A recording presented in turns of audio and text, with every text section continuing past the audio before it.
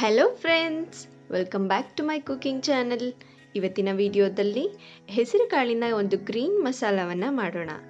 ಈ ಗ್ರೇವಿ ಅಂತೂ ಚಪಾತಿ ರೊಟ್ಟಿಗೆ ಅಷ್ಟೇ ಅಲ್ಲದೆ ದೋಸೆಗೂ ಕೂಡ ತುಂಬಾ ಚೆನ್ನಾಗಿರುತ್ತೆ. ಇದನ್ನು ತುಂಬಾ ಈಸಿಯಾಗೂ ಮಾಡ್ಬೋದು, ಹೆಚ್ಚು ಇಂಗ್ರೀಡಿಯೆಂಟ್ ಕೂಡ ಬೇಕಾಗಿಲ್ಲ. ಅಷ್ಟೇ ಅಲ್ಲದೆ ಈ ರೀತಿಯಾದಂಥ ಗ್ರೇವಿಯನ್ನು ನೀವು ಎಂದೂ ಕೂಡ ಮಾಡಿರೋದಿಲ್ಲ.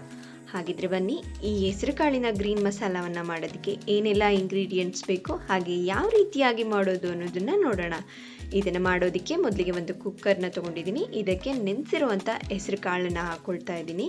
ಇದನ್ನು ಹಾಕ್ಕೊಂಡು ಹೆಸರುಕಾಳು ಮುಳುಗುವಷ್ಟು ನೀರನ್ನು ಹಾಕ್ಕೊಂಡು ರುಚಿಗೆ ತಕ್ಕಷ್ಟು ಉಪ್ಪನ್ನು ಹಾಕಿ ಇದನ್ನು ಒಂದು ವಿಷಲ್ ಕೂಗಿಸ್ಕೊಳ್ತಾ ಇದ್ದೀನಿ. ಹೆಸರುಕಾಳು ಬೇಯೋಷ್ಟರಲ್ಲಿ ಇದಕ್ಕೆ ಒಂದು ಮಸಾಲವನ್ನು ರೆಡಿ ಮಾಡ್ಕೊಳ್ಳೋಣ.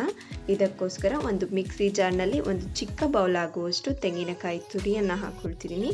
ಖಾರಕ್ಕೆ ಬೇಕಾದಷ್ಟು ಹಸಿಮೆಣಸಿನಕಾಯಿ ಜೊತೆಗೆ ಕೊತ್ತಂಬರಿ ಮತ್ತು ಕರಿಬೇವನ್ನು ಹಾಕ್ಕೊಂಡು ಇದೆಲ್ಲವನ್ನು ನುಣ್ಣಗೆ ರುಬ್ಕೊಳ್ತಾ ಇದ್ದೀನಿ. ನೀರು ಹಾಕದೆ ರುಬ್ಕೊಳ್ಬೇಕು. ನಂತರ ಒಗ್ಗರಣೆಗೆ ಒಂದು ಸ್ಪೂನಷ್ಟು ಎಣ್ಣೆಯನ್ನು ಹಾಕಿ ಎಣ್ಣೆ ಕಾಯ್ದ ಮೇಲೆ ಸಾಸಿವೆ, ಒಂದು ಪಲಾವ್ ಎಲೆ, ದೊಡ್ಡ ಗಾತ್ರದ ಈರುಳ್ಳಿಯನ್ನು ಚಿಕ್ಕದಾಗಿ ಕಟ್ ಮಾಡಿಕೊಂಡು ಸೇರಿಸ್ಕೊಂಡಿದ್ದೀನಿ.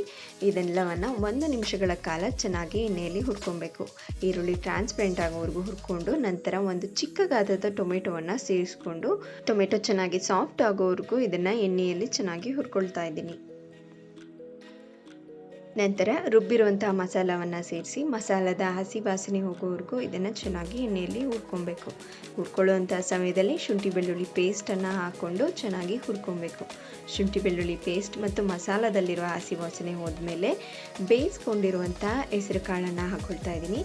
ಹೆಸರು ಕಾಳನ್ನು ಆದಷ್ಟು ಚೆನ್ನಾಗಿ ಸ್ಮ್ಯಾಶ್ ಆಗೋವರೆಗೂ ಚೆನ್ನಾಗಿ ಬೇಯಿಸ್ಕೊಬೇಕು.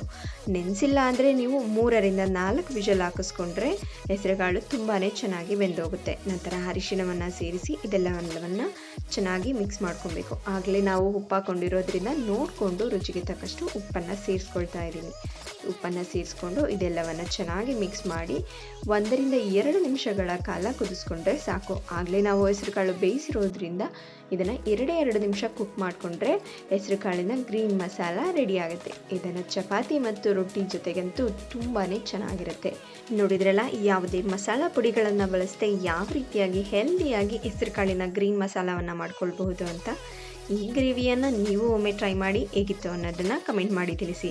ಹಾಗೆ ಇಂತಹ ಇನ್ನಷ್ಟು ಟೇಸ್ಟಿಯಾದಂತಹ ರೆಸಿಪಿಗಳಿಗಾಗಿ ಯಾರಿನ್ನೂ ನನ್ನ ಚಾನಲ್ನ ಸಬ್ಸ್ಕ್ರೈಬ್ ಮಾಡ್ಕೊಳ್ಳದೆ ನೋಡ್ತಿದ್ದೀರಾ, ತಪ್ಪದೆ ನನ್ನ ಚಾನಲನ್ನು ಸಬ್ಸ್ಕ್ರೈಬ್ ಮಾಡಿಕೊಂಡು ಪಕ್ಕದಲ್ಲೇ ಇರುವಂಥ ಬೆಲ್ ಐಕಾನ್ನ ಪ್ರೆಸ್ ಮಾಡಿ ಆಲ್ ಅನ್ನೋ ಆಪ್ಷನ್ನ ಸೆಲೆಕ್ಟ್ ಮಾಡ್ಕೊಳ್ಳಿ. ಇವತ್ತಿನ ಈ ರೆಸಿಪಿ ಇಷ್ಟವಾದಲ್ಲಿ ವಿಡಿಯೋಗೆ ಒಂದು ಲೈಕ್ ಕೊಡಿ.